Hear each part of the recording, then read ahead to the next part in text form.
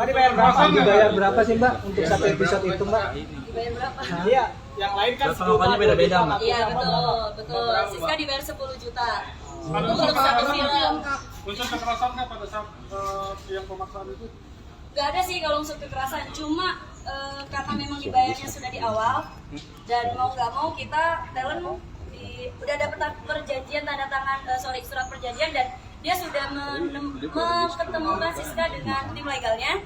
Jadi ya Siska pikir aman, ya sudah, dan ada surat perjanjian legal hukum juga di atas materi juga.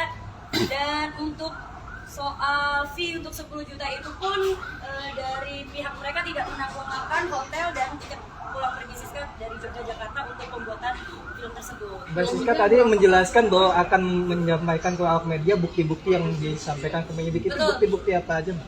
Kebetulan sudah dibawa oleh penyidik, jadi mohon maaf karena sudah disita oleh penyidik. Salah satunya adalah skrip naskah yang ada di Kramat Tunggak full script, dan kedua itu surat perjanjian. Mbak korban apa enggak Mbak? Kalau merasa dijebak sih tidak ya, bukan dijebak, tapi saya lebih ke dipaksa ketika kita syuting di situ itu sebenarnya kita mengikuti skrip dan naskah, tapi saat kita syuting tuh dipaksa untuk melakukan adegan-adegan yang tidak ada di skrip atau naskah. Begitu. Gimana sih Mbak perasaannya ketika tidak sesuai dengan apa yang disampaikan di awal? Saya udah mau pulang.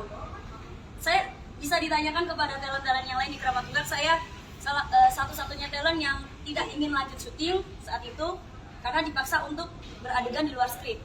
Tapi karena di surat perjanjian dia menyebutkan bahwasanya ketika ada tuntutan hukum nantinya pihak kedua, yaitu saya sebagai talent, tidak ikut bertanggung jawab. Jadi tanggung jawab penuh ditanggung oleh pihak pertama, makanya saya percayakan kepada mereka karena yaitu tadi saya diketemukan oleh tim legal atau kuasa hukum dari PH tersebut. Oh berarti Mbak ini ada kontraknya ya?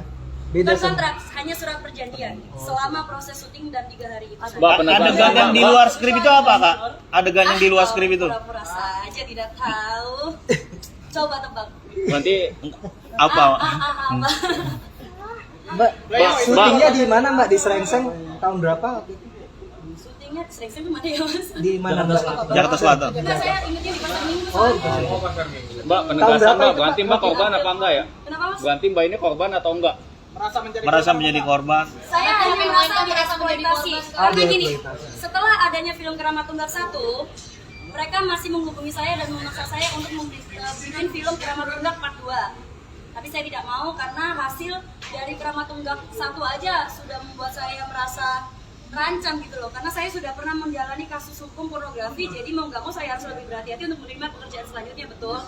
Kemudian mereka juga bikin film dengan judul Siska E, tapi nggak ada saya dan bukan saya pemerannya. Itu sudah jelas bahwasanya mereka hanya ingin mengeksploitasi nama Siska E. Begitu.